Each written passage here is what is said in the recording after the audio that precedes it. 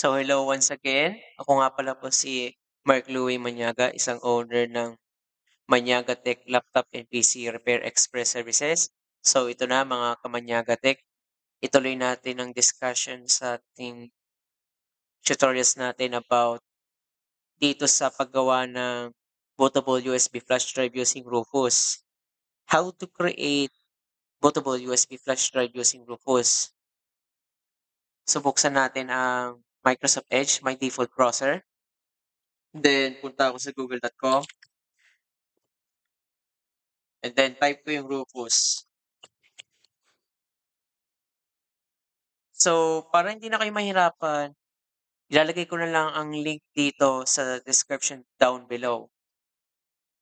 Once nandito na ako sa website, so click ko lang itong first link na nandito ang Rufus.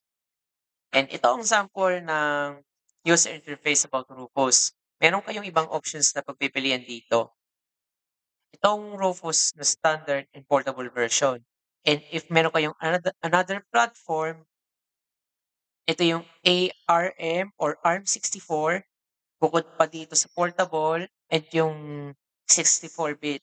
And meron din ditong x86 architecture which is for tinatawag na 32-bit for older systems.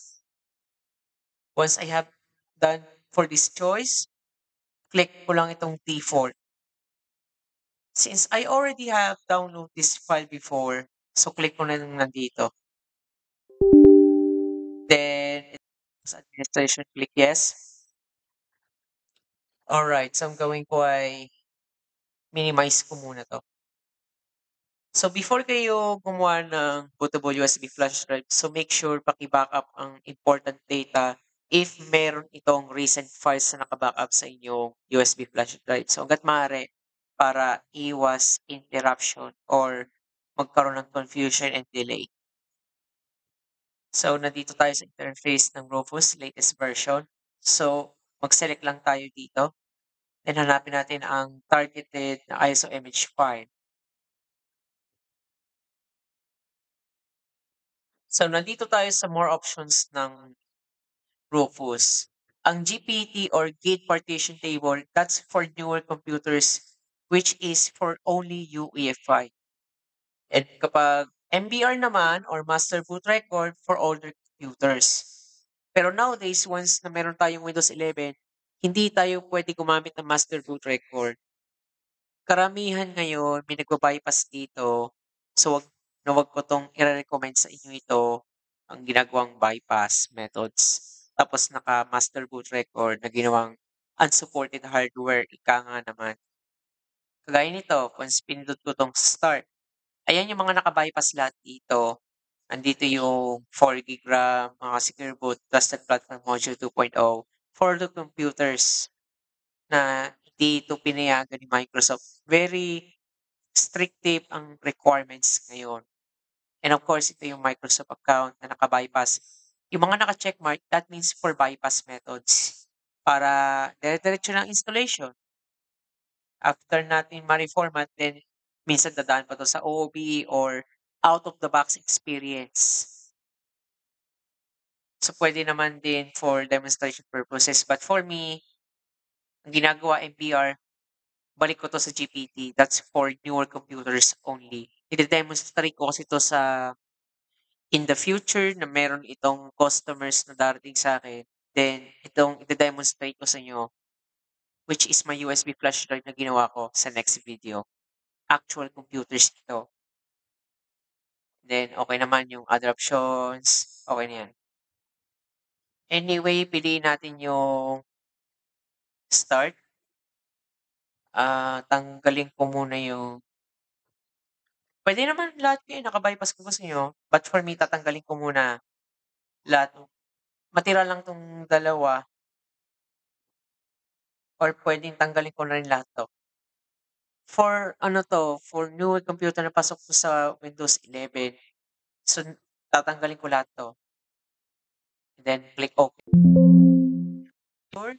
Yes, I'm sure. Click OK. And again, sure kapag meron kayong important files, paki-backup muna before kayo mag-proceed dito sa paggawa ng USB flash drive. So otherwise, it's already gone after nitong matapos ang proseso. Walang undo sa paggawa ng USB flash drive kasi format din naman ang mapupunta dito, eh. Kahit sa installation of operating system, so dapat mag-backup kayo papunta sa external hard drive or cloud storage hangga't maaari para hindi kayo maaabala sa proseso. Para in the end, after to ma-reformat and save naman sa inyong mga files, maaari niyo 'tong i-restore, download niyo ulit, then lagay niyo dun sa kung saang file path 'tong naka-save ito before. Na just like a brand new again or whatsoever. Since matagal ito matapos, puwede kayong umalis muna sa inyong table, then kayo magmeryenda or manood ng Netflix or puwedeng makinig ng music sa Spotify or YouTube or puwede naman mag-tsa or kape, inom ng tubig, water break,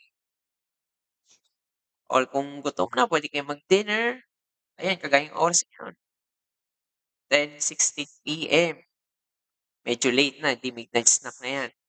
Alright, so babalikan lang natin 'to. So fast forward ko na 'to para mabilis 'tong matapos. Balikan ko 'to once it's done.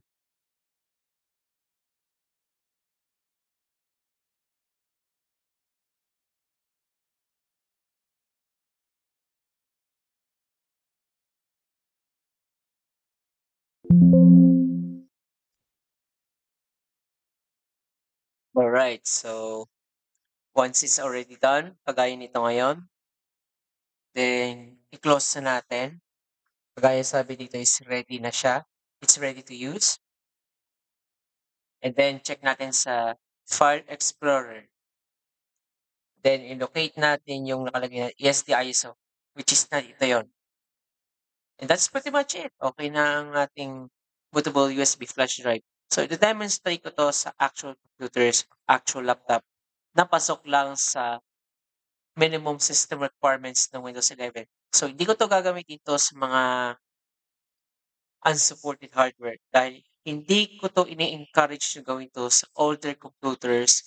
So I must save the old computers dahil ito ay maganda sa benefits ng older computers ay magiging memories ito sa'tin after natin gamitin 'to in over 10 years. Alright, so close na natin. And that's pretty much it. Ako nga pala ulit si Mark Louie Manyaga from Manyaga Tech Laptop and PC Repair Express Services. So, see you on next video. Goodbye for now.